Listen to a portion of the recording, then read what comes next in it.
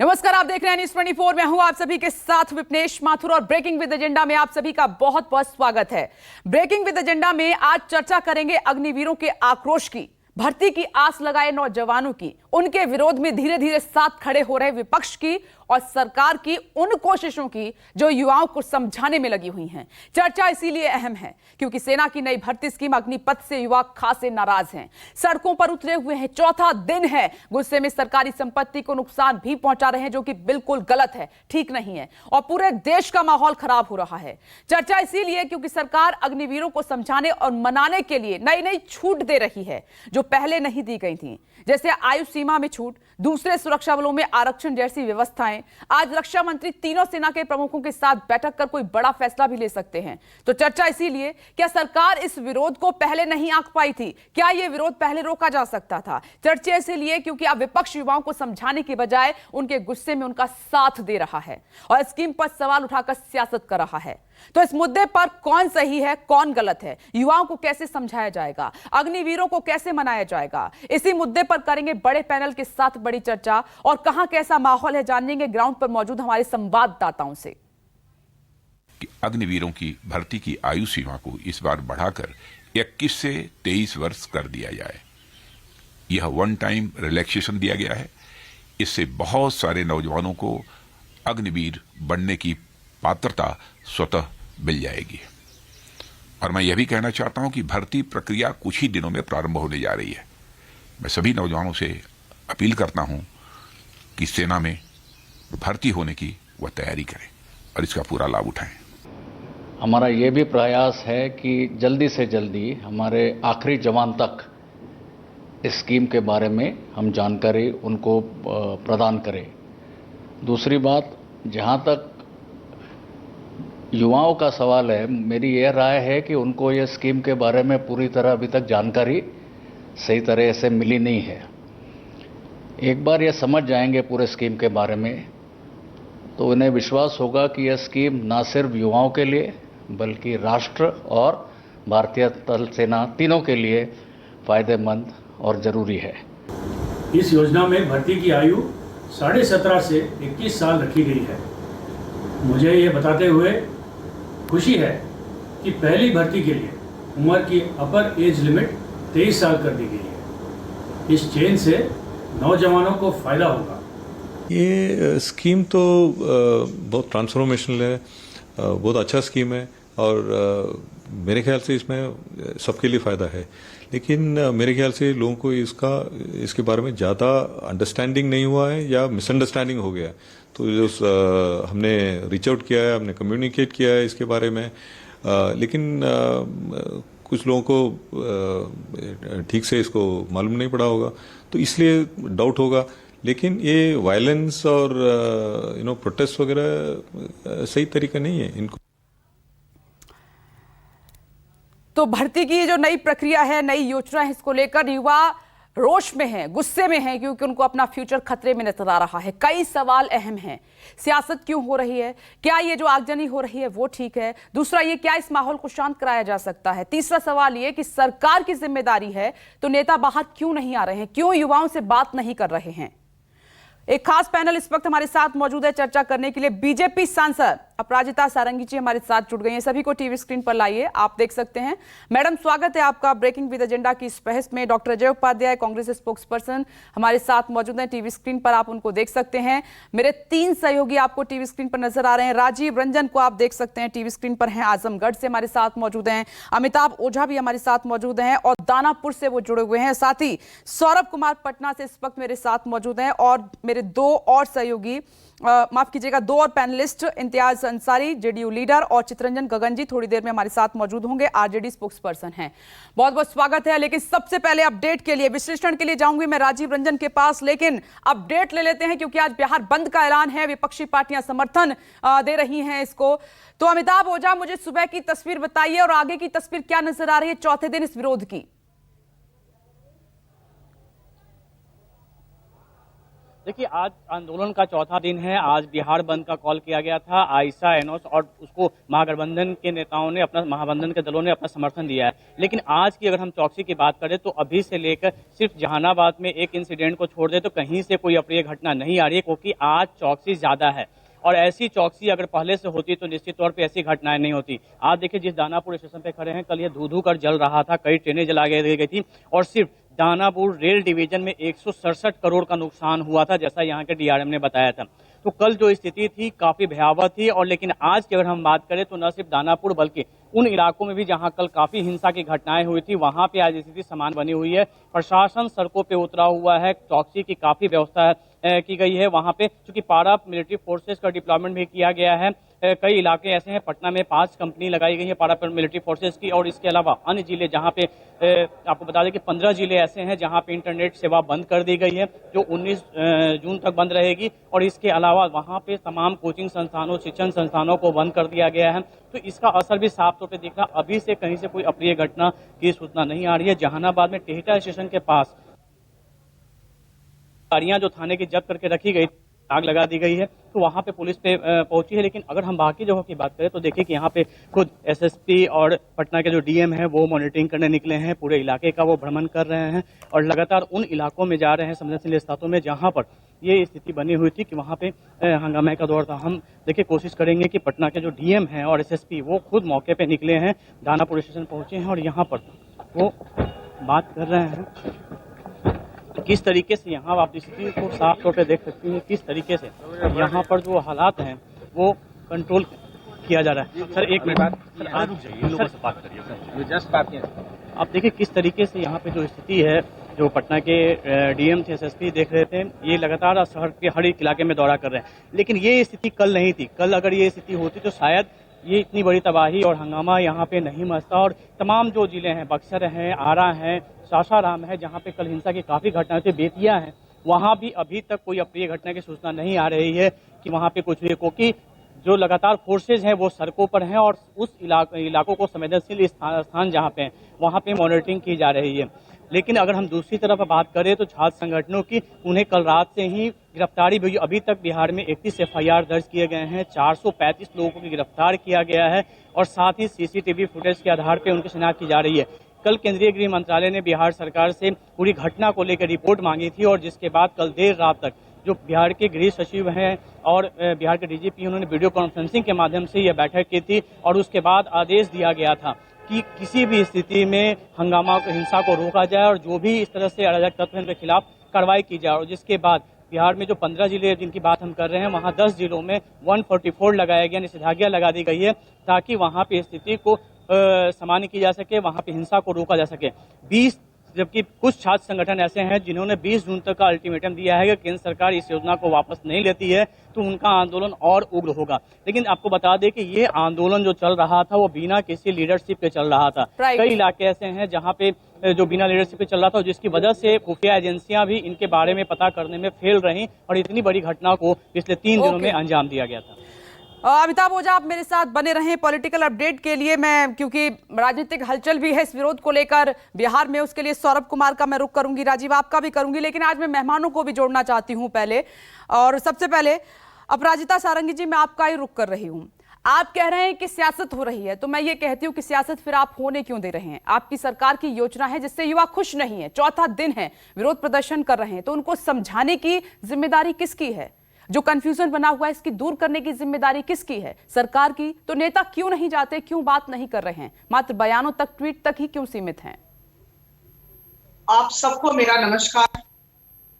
मैं आप सबसे गुजारिश करूंगी कि प्रधानमंत्री मोदी जी की सरकार की नीयत पर प्रश्न चिन्ह न लगाएं।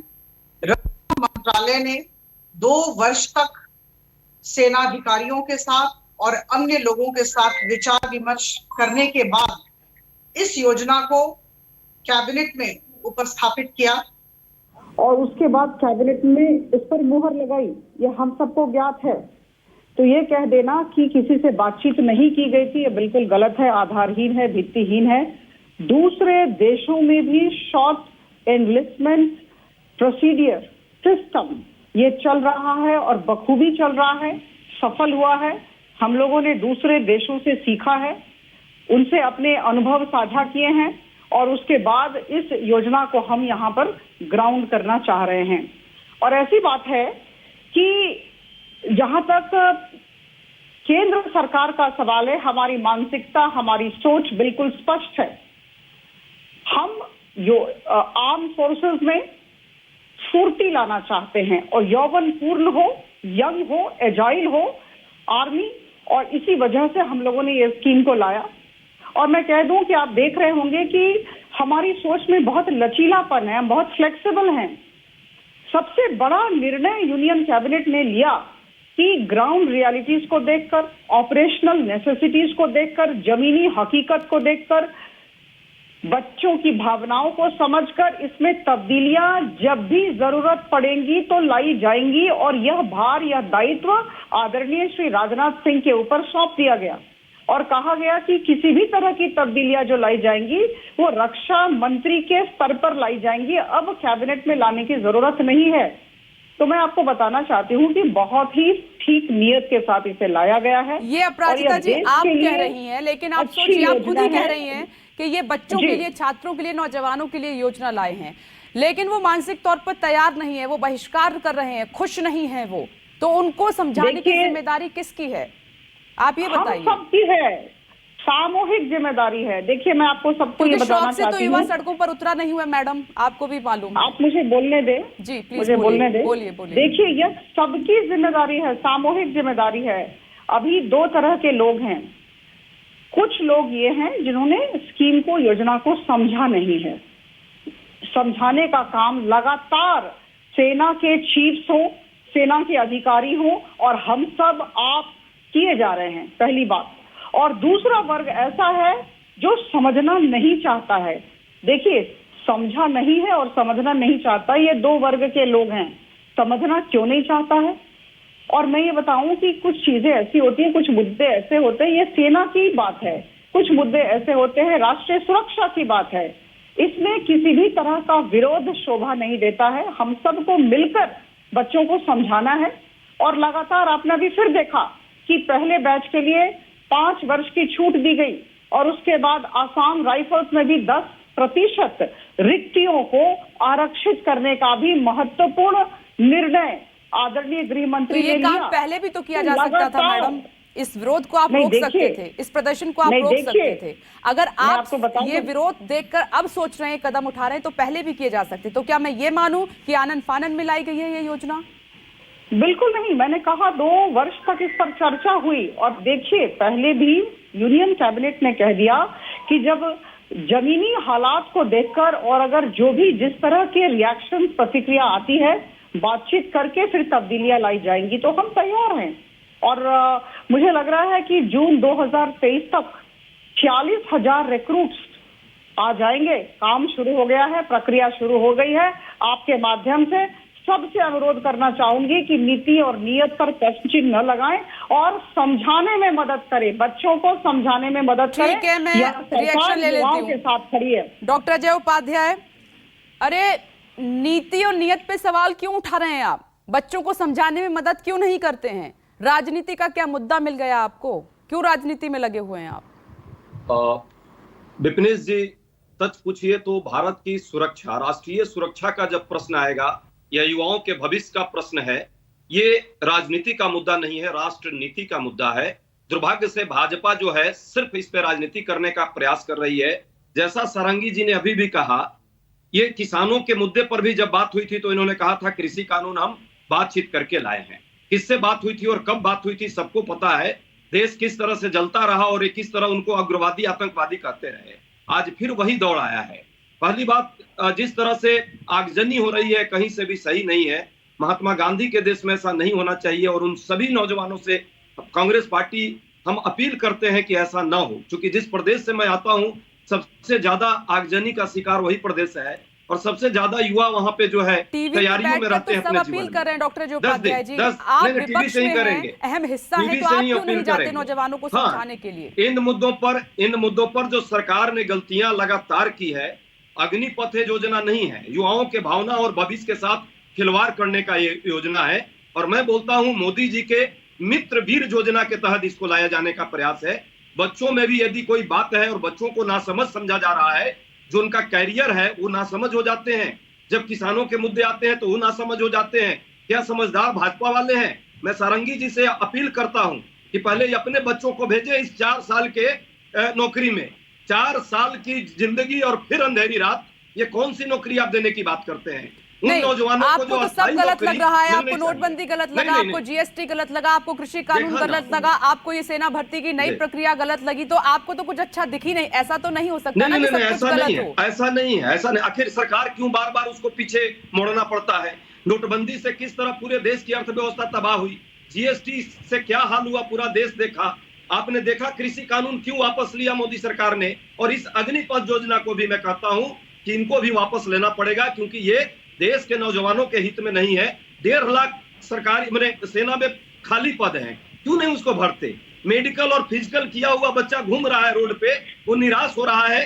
कई बच्चों ने अपनी जिंदगी दांव पे लगा दी, अपनी आशा में वो आत्महत्या करने के कगार पर आ गए, जो नहीं होना चाहिए। ठीक है, आती हूँ मैं आपके, आती हूँ, ठीक है, दोबारा आती हूँ। 10 सेकंड सिर्फ। अस्थाई पद की बात है, इसको अस्थाई पद में आप परिवर्तित कीजिए। और राजनाथ सिंह अब एक नए चेहरे आ गए हैं, कह रही है कि जब ये मास्टर स्ट्रोक होता है तो मोदी जी का, और जब मास्टर स्ट्रोक से मामला फंस जाता है तो सेना के लोगों को आगे ला देते हैं। अब ठीक रहा है लोग। ओके, आपने सवाल खड़े किए, मैं अपराजिता जी से जवाब लूंगी। आती हूँ मैडम, थोड़ी देर में एक और मेहमान है, उनका भी रुख करूंगी, लेकिन मैं अपने सहयोगी राजीव रंजन का रुख करना चाहती हूँ विश्लेषण के लिए, क्योंकि वो माहौल क्या है के जरिए असली पिक्चर हमें बताएंगे कि क्या स्थिति बनी हुई है।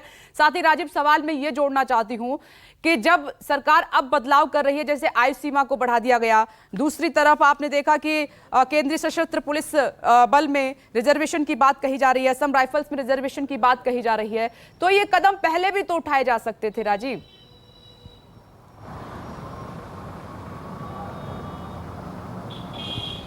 देखिए विपनेश, सबसे पहले तो बात यह है कि जब भी कोई आंदोलन हिंसक हो जाए तो वो डीरेल हो जाता है। जिस तरह का आंदोलन पिछले 2 दिनों में इन छात्रों ने चलाया है और सरकारी संपत्तियों का 1000 करोड़ से ज़्यादा का नुकसान किया है। सबसे बड़ी बात तो ये है कि ट्रेनों में और ये नोएडा एक्सप्रेसवे पे जो सामान्य परिवार जा रहे थे, हमारी आपकी तरह गाड़ियों में, आप कल्पना कीजिए कि आप अपनी फैमिली के साथ जा रहे हैं, बच्चों के साथ जा रहे हैं और एकाएक आपकी गाड़ी पर पथराव होने लगे। वो सरकारी संपत्ति नहीं थी। तो महिलाओं और बच्चों की ज़िंदगी को सांसत में डालने वाले लोग इस आंदोलन को या इस विरोध को गलत रास्ते पर ले जा रहे हैं, और अगर ऐसे ये चला तो ये डिरेल ही हो जाएगा, इसका कोई महत्व नहीं है। और एक भी सिंपैथाइजर, एक भी सहानुभूति करने वाले लोग इन छात्रों के शायद साथ खड़े ना हो।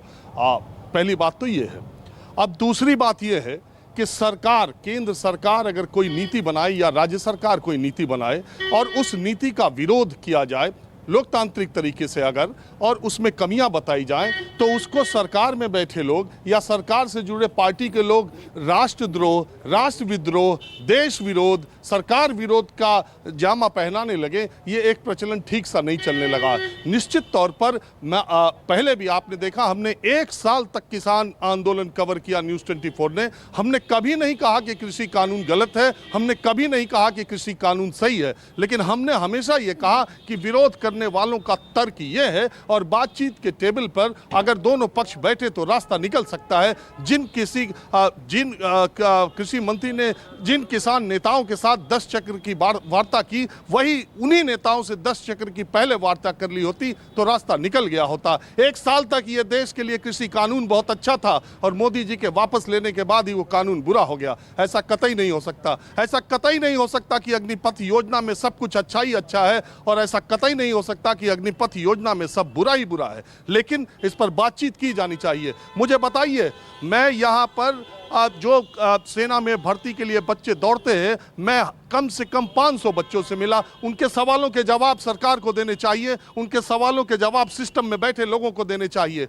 बच्चे यहाँ पर मेडिकल और फिजिकल करके 9 महीने से बैठे हुए हैं, उनका रिटन एग्जाम नहीं हुआ है। उन बच्चों का अब रिटन एग्जाम होगा या उन्हें अग्निपथ में ही शामिल किया जाएगा, इसका जवाब कौन देगा? इसकी सफाई कौन देगा? अब जो बच्चे ये जानते हैं कि अग्निपथ योजना आई है, अब इसी के जरिए ही सेना में भर्ती की जाएगी या पिछली जो परंपरा थी वो अलग से वैकेंसी आएगी उसके जरिए भी की जाएगी, ये ऑप्शनल होगा, ये वैकल्पिक होगा। अगर आप 4 साल के लिए जाना चाहते हैं, जो विदेशों का हम हवाला देते हैं, कृषि कानून के वक्त भी विदेशों का हवाला दे रहे थे, अगर आप चाहते हैं विदेशों का हवाला देते हैं, बहुत जगह कंपलसरी मिलिट्री ट्रेनिंग है, बहुत जगह 3 साल के लिए, बहुत जगह 18 महीने के लिए, और वहाँ ऑप्शन है। अगर आप नियमित भर्ती में जाना चाहते हैं तो सेना में नियमित भर्ती में जाइए। तो क्या नियमित भर्ती जैसे होती थी वो होगी, या भारतीय सेना में फौज में भर्ती होने के लिए यही एक तरीका बचेगा, यही एक विंडो है जो हमेशा इसी पर चला जाएगा? सरकार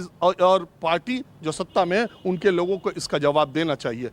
बात यह है कि जब आप बातों को साफ तरीके से नहीं रखेंगे, वो बच्चा जो 9 महीने 10 महीने से अपने रिटन एग्जाम का इम्तिहान का इंतजार कर रहा है, उसे इस योजना के बारे में पता चलेगा। ऐसे 20 बच्चे जो दौड़ रहे हैं, उन्हें इस योजना के बारे में पता चलेगा तो उनका पहला रिएक्शन पत्थर उठाकर सार्वजनिक चीज पर मारने का होगा। उनका कोई नेता है नहीं, उनका कोई मंच नहीं है, वो विरोध का यही तरीका जानते हैं। वो निहायत असंवैधानिक, निहायत घटिया तरीका है। लेकिन 17 साल से 21 साल के बच्चे का आंदोलन करने का, विरोध करने का, रोष जताने का यही तरीका भी है। आपको सोचना होगा, 2019 के बाद 2022 में वैकेंसी आती है। जो 17 साल का बच्चा था वो 20 साल 6 महीने का हो गया, उसकी सांसें तेज चलने लगी थी कि अगर 6 महीने में वैकेंसी नहीं आई तो 21 साल में आर्मी में भर्ती होगी। मैं 4 साल से दौड़ रहा हूं, मेरे दौड़ने का अंजाम क्या होगा? उसकी तेज सांसें चल रही थी, किसी के 2 महीने बचे थे, किसी के 4 महीने बचे थे। उधर वो भर्ती हुए नहीं, उधर वो 10-12 कर नहीं पाए थे, और इधर 3 साल में कोई भर्ती नहीं आई, और आप एक भर्ती लेकर के आ जा रहे हो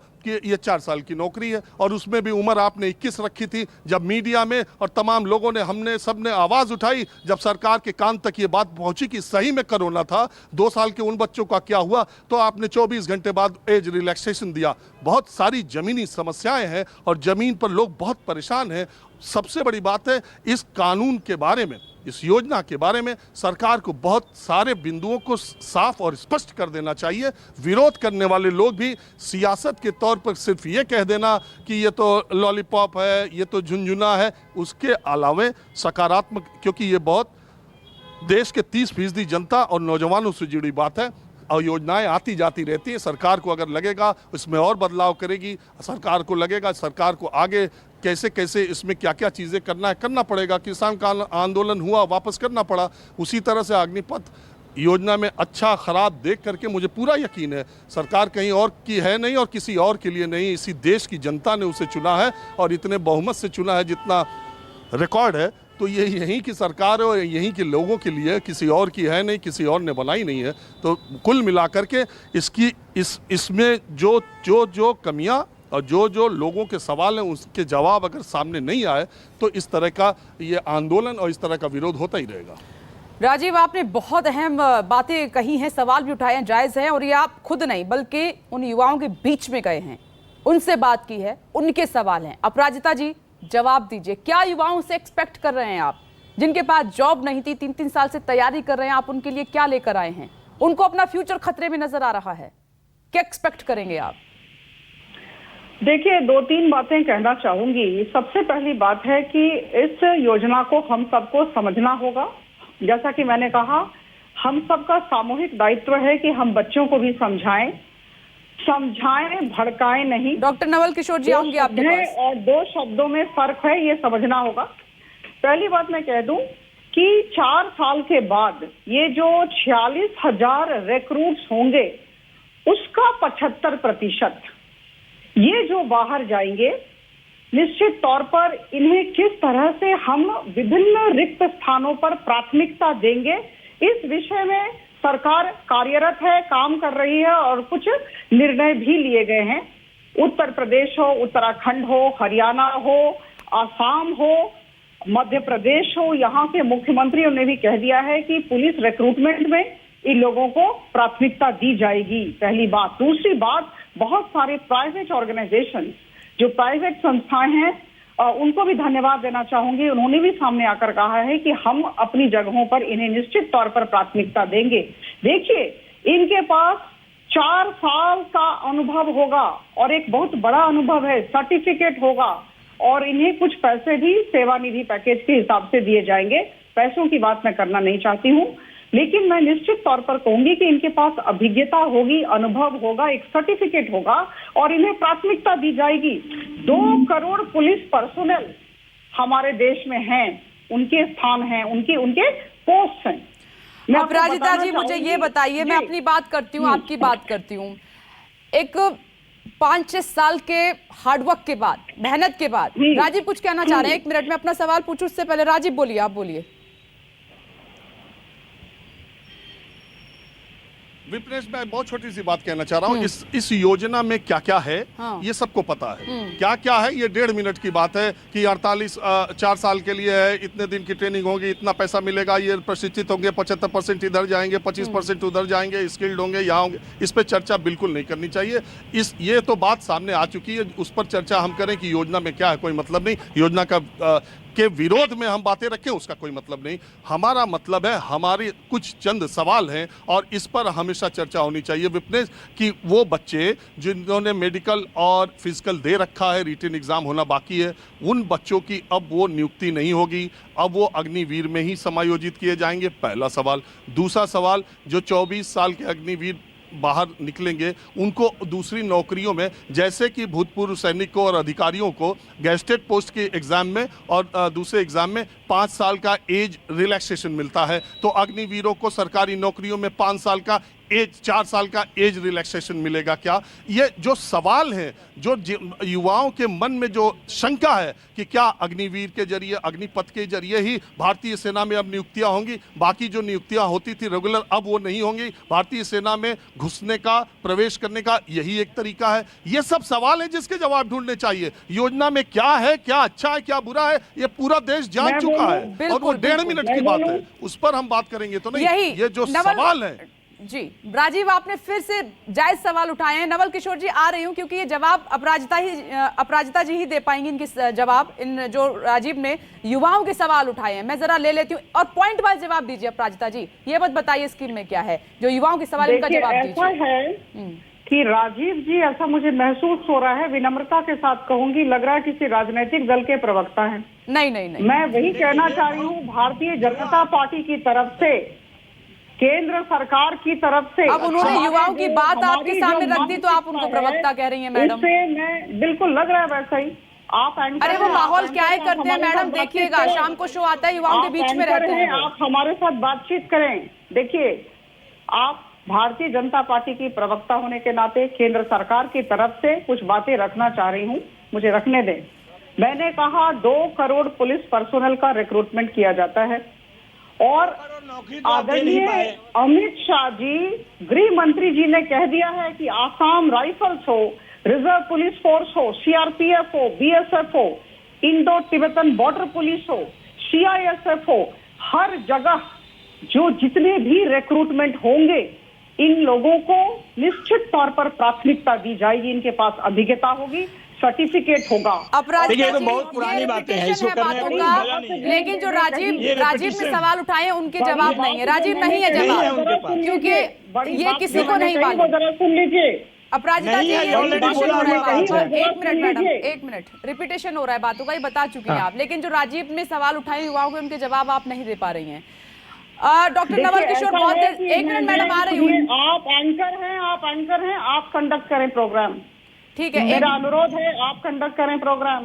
1 मिनट मैडम, मेरी बात सुने। 1 मिनट रुकिए मैडम, मैं डॉक्टर यहाँ पर नवल किशोर जी भी एक और मेहमान है, उनका रिएक्शन ले लेती हूँ, फिर आपके पास आती हूँ। डॉक्टर नवल किशोर बोलिए। आ रही हूँ अपराजिता जी, 1 मिनट मैडम, 1 मिनट, आ रही हूँ। अरे अपराजिता जी बहुत बोल चुकी हैं आप, आपके पास जवाब नहीं है, आपके पास जवाब नहीं है, थोड़ा देर सुन लीजिए। युवाओं की बात जहाँ तक है के साथ हम इस योजना को देखें। अच्छा ठीक है, ओके, मैंने आपका पॉइंट सुन लिया, अब मैं जवाब ले लेती हूँ। ठीक है, आप अनुरोध सभी से कर रही हैं कि सभी मिलकर समझाएं। ठीक है, सभी मिलकर सरकाएं और सरकार समझा नहीं पा रही है। चलिए डॉक्टर नवल किशोर बोलिए। देखिए सरकार, अरे बिहार में 1 मिनट मेरा सवाल भी सुन लीजिए। मुझे पता है आप बहुत बेताब हो रहे हैं बोलने के लिए। ये बताइए मुझे, ये जो ट्रेन चल रही है, बस चल रही है, आगजनी हो रही है, ये आपको सही लग रहा है क्या? है आप सरकार से उम्मीद करते हैं, आपकी कोई जिम्मेदारी नहीं है?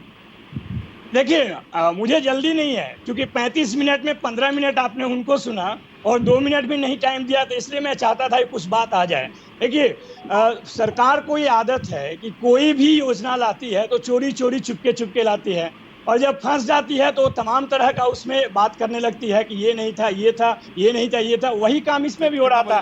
पहले भी ये कई बार इस तरह के काम कर चुके हैं। जहां तक इस योजना का, अग्निवीर योजना का सवाल है, युवक इंतजार कर रहे थे, युवा इंतजार कर रहे थे, तैयारी कर रहे थे, और जिस चीज का इंतजार कर रहे थे उसमें कोई सूचना नहीं पिछले 2 साल से, और एकाएक जो योजना की बात कर रहे हैं उनके पूरा भविष्य जो है वो चौपट होने के कगार पे आ गया है। यही कारण है कि युवाओं में स्वतः स्फूर्ति इस बात के लिए सामने आए और सड़क पे आए और आंदोलन किए।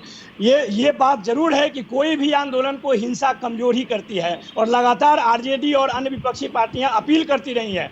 जहां तक भारतीय जनता पार्टी का सवाल है, उनके पास कोई जवाब नहीं है। वो बोल रहे हैं कि यहाँ आरक्षण देंगे, वहाँ आरक्षण देंगे। एक सर्विसमैन का आरक्षण तो पहले से ही था, इसमें नई बात कौन है? जो आप 4 साल की नौकरी की बात कर रहे हैं, जिसमें कि जो बच्चा पूरा जीवन भर का तैयारी करके कैसे जाएगा 4 साल के लिए, और शॉर्ट सर्विस कमीशन आर्मी में पहले ही था, इसका आपने उम्र घटाकर 4 साल कर दिया, जिसमें उनको लगता है कि करियर शुरू होने से पहले ही समाप्ति का दिन मालूम होगा। किसी बच्चा को जन्म लेने के दिन ही पता चले कि आपके मृत्यु 4 साल के बाद हो जाएगी, तो उसका मतलब क्या होगा? ये कारण बहुत जायज है कि जो युवा है वो सरकार से सवाल पूछ रहे हैं। सरकार के पास जवाब नहीं है, और जवाब यही है कि इसको वापस लेना चाहिए। और अगर ऐसी नहीं, कोई अगर आप योजना है, समझा नहीं संसद सकते हैं में तो भड़का क्यों रहे? युवा और सरकार के बीच का मामला है तो फिर उनको हल करने दीजिए, फिर आप बीच में युवा क्यों और हैं? सरकार के, देखिए, आप आप ही तो फिर कह वही रहे बात हैं ये बोले, बात। युवा और सरकार ही देश में नहीं है, विपक्ष भी है। तो आप उसके समझा रहे हैं पास भी क्या? जनमत है। कौन सा विपक्ष का उसके नेता पास उनके भी बीच जनमत में है, गया है? उसकी भी जरा मुझे उत्तरदायित्व बता है। दीजिए, आरजेडी की तरफ से कोई बड़ा नेता गया उनके बीच में समझाने के लिए कि आप आगजनी मत कीजिए, हिंसक प्रदर्शन मत कीजिए? नहीं, तब आप कहते हैं कि आरजेडी के नेता ही गए हैं भटकाने के लिए। जहां तक आरजेडी का सवाल है, लगातार अपील कर रहे हैं हमारे नेता, हमारे कार्यकर्ता, सब लोग अपील कर रहे हैं कि हिंसा नहीं होना चाहिए। लेकिन जो संशय है, जो सवाल है इस अग्निवीर योजना के खिलाफ में, वो तो आनी चाहिए। वो तो बच्चे सड़क पे खड़े हैं और उसका नेतृत्व कोई नहीं करा, स्वतः स्फूर्त है। 17 साल के बच्चे और 21 साल के बच्चे से जो उम्मीद किया जा सकता है, जिस तरह के आंदोलन का उनका अनुभव नहीं है, लेकिन उनको ये बात मालूम है कि उनका भविष्य खतरे में है, तो सड़क पे हैं। डिबेट पे बैठकर तो ये बातें आप कर रहे हैं, लेकिन यही जिम्मेदारी आपकी सड़क पर भी थी कि आप जाएं और उनको समझाएं कि ये नहीं है उनका काम।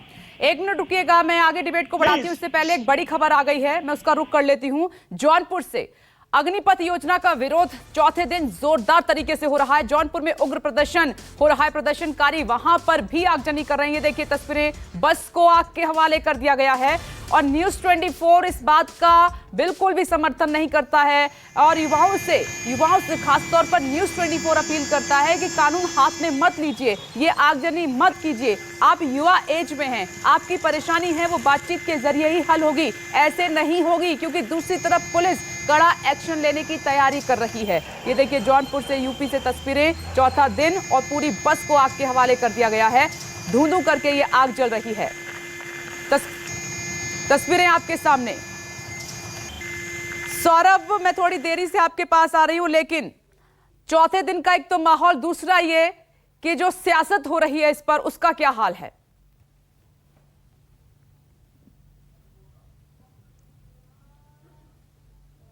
सौरभ,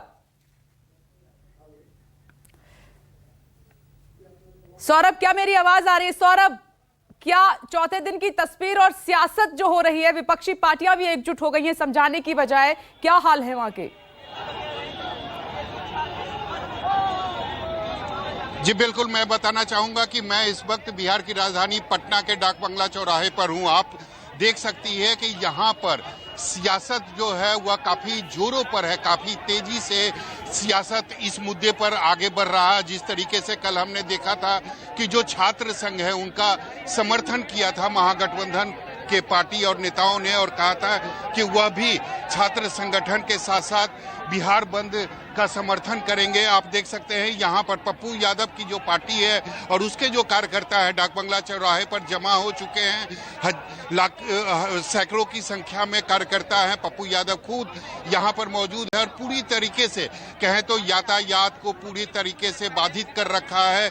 यानी पिछले आधे घंटे से यहाँ पर कोई गाड़ी जो है वह ना आ रही है ना जा रही है। सबसे बड़ी बात है कि इन लोगों ने यानी इन पार्टियों ने छात्र संगठन का समर्थन किया है। छात्र संगठन ने पहले ही ऐलान किया था कि वह आज बिहार बंद का आह्वान करेंगे और सभी पार्टी, चाहे महागठबंधन की पार्टी हो, आरजेडी हो, सीपीआई-एमएल हो या फिर पप्पू यादव की पार्टी, सभी पार्टियों ने छात्र संगठन का समर्थन किया है। तो सबसे बड़ी बात है कि जो छात्र का आंदोलन है वह और ज्यादा उग्र आज होता दिखाई दे रहा है। हालांकि अगर प्रशासन की बात करें तो प्रशासन ने पूरी व्यवस्था कर रखी है कि कहीं से भी कोई अप्रिय घटना ना घटे। आप देख सकती हैं यहाँ पर काफी संख्या में प्रशासन के जो लोग हैं वह भी मौजूद हैं और सभी जो पॉलिटिकल पार्टी हैं उस पार्टी के कार्यालय की भी सुरक्षा आज बढ़ा दी गई है। कल जिस तरीके से